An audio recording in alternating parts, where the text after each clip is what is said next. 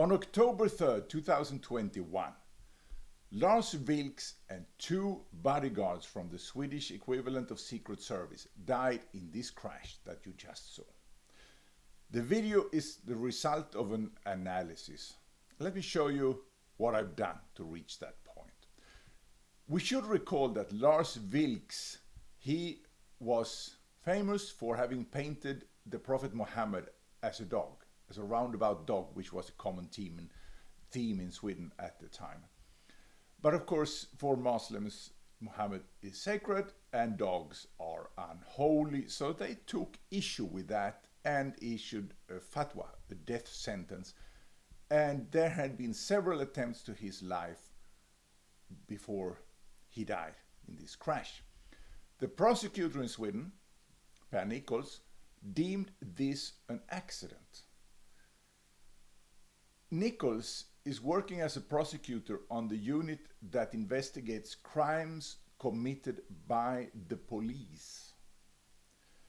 There was another group that investigated if this was a murder or not, and they came up with, nah, didn't find any evidence of a murder, so they deemed it an accident. What happens, we know, is that the brand new Pirelli tire failed and in high speed, and the car lost control and went over to the opposite side, collided with a truck and burst in flames. So how can a brand new Pirelli tire fail that spectacularly? Well, there is an audio recording from a kilometer away that has some sounds on it that the police say, we don't know what that is, but we'll ignore it. Let me start from that audio. Here I have the audio, so let's listen to it.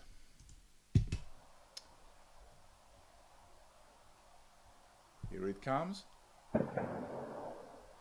And then sliding, crashing, end. Now, if we go in and look more in detail here in this program, we can see the first sound here. This is what they don't know what it is. Let me turn the, well, I think you can hear it. Let me zoom in. We'll zoom in here on the screen. You see the time scale up here. We have 25 seconds and 26 seconds. So this is 1 second. And each mark here is a frame. There are 24 frames per second. So we see here, there is a sound, and then 0.05 of a second later, there's another sound. And then 0.02 of a second before the first one, there is a third sound. If we go in even more, you have to put it in the center, and we'll go in even more, we can see the individual sound pressure, air pressure measurements actually, that this audio file is composed of. Here we see the curve. This is the first sound, and you can see I'll go all the way. Here you see the individual measurements. And you see, if you have a bit of experience, if you have something to compare with, you'll see that the high frequency is missing. We will now compare the first sound in high resolution here, so we can see the curve. Try to zoom in. There you go. Okay. And then we go over here and compare to the next. Now look at the jaggedness of the curve. And we'll come to the 0.05 of a second later. It's a little bit smoother, or the same, or more smooth. And then we continue to the one at 0.02 of a second later. It will take a little while because we're going slow here.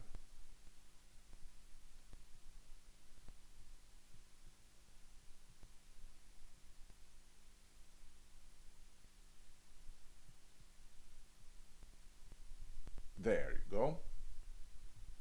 And we see a curve that is noticeably more jagged in these peaks here.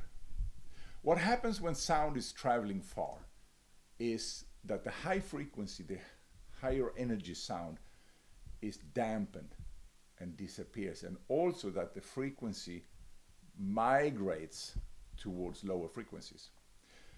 Especially if you have a shot sound, which is a shock wave, like when an airplane is flying above the sound velocity, you have a shock wave, and that shock wave gets transformed to a lower frequency with time. The shock wave disappears. You can't see it like here. But what we can see, and what my conclusion from looking at this, is that the sound impulse that comes 22 hundredths after the first is not an echo. It can't be an echo because it doesn't have less high frequency. It has slightly more high frequency sound than the original, than the first one. So it has to be another sound source. And then the question is, what is it? Well, one hypothesis one can do is that it is a shot, that the first sound is the shot, and the second sound is the second, or rather, that this sound over here to the right is the shot, and that this sound over here that arrived to the microphone first actually is a later sound that represents the impact on the car and the tire that explodes. Now, what is the second one here? I don't know, but it's probably related to the car as well. It's not a direct copy of this one. The distance in time between the two more or less corresponds to the time it takes for a tire on that car at that velocity to rotate one revolution. So it could have to do with that, with the breaking up of the tire. So what would the geometry be that would allow for this to happen? Let's look at the map. Here we have the road, the E4, where the car came traveling from the north to the southwest. Here are some traces in the asphalt, and here is the site of the collision. The microphone was over here to the left. So for the shot, the sound of the shot to arrive after the sound of the impact of the bullet, the shooter, the rifle, must have been further away from the microphone than the car was, because the bullet travels faster than the speed of sound, and that's what makes it possible. So let's put up a hypothesis here. We place the car here, and we assume it was shot from this house.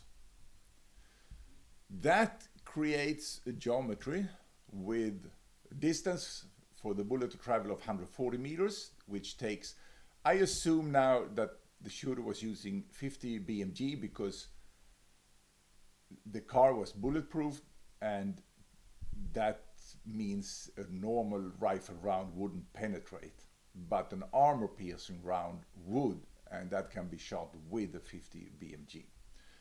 So, such a bullet would take 0.16 seconds to travel that distance. And then we take the distance from the house, from the shooter, to the microphone. It's 1383 meters, 1,383 meters, and that takes 4.07 seconds with 340 meters per second, which is the speed of sound at this temperature. It was just below 15 degrees Celsius. And the distance from the car to the microphone was 1,254 meters, 3.69 seconds. We add the time for the bullet and the time for the sound, and we get 3.85 seconds. And we compare 3.85 with the time for the sound to reach the microphone, sound from the shooter, 4.07 seconds, and the difference is minus 0.22 seconds. The time of the impact reaches the microphone 0.22 seconds before the time of the shot, which is consistent with the audio we just saw. But then we have the sound also recorded the impact over here, the collision. So let's say first we have to, it took 4.8 seconds, but we have to take into account the Doppler effect here, because the car is traveling towards the microphone. The difference in distance is 243 meters, which corresponds to 0.71 seconds. So then we can calculate the time for traveling from there to 4.80 plus 0.671 is 5.51 seconds, and the distance is about 483 meters as measured, divided by that time gives 316 kilometers per hour, which is obviously impossible. There is no way that car can travel like that. By the way, it was a Range Rover Sentinel, which has a top speed of about 250 kilometers per hour. It was, I think it was the 2019 model. Later they have put a speed limit on it. That one didn't have it. So we can reject this position of the shooter and of the car when it was hit. But there is another geometry which would work, and that is to put the shooter to the left instead of to the right of the car. So let's look at that.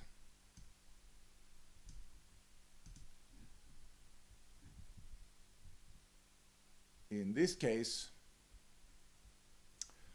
we have the traces of the tire, the collision, the microphone, the same, but we place the shooter here, hidden in the bushes by this bridge, and the car here. So let's look at the geometry for this. We have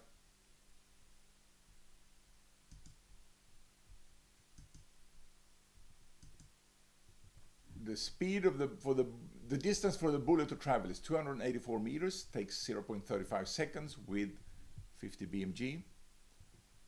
The distance for the sound from the shot to travel, it corresponds to 3.95 seconds, and for the impact sound, 3.38 seconds.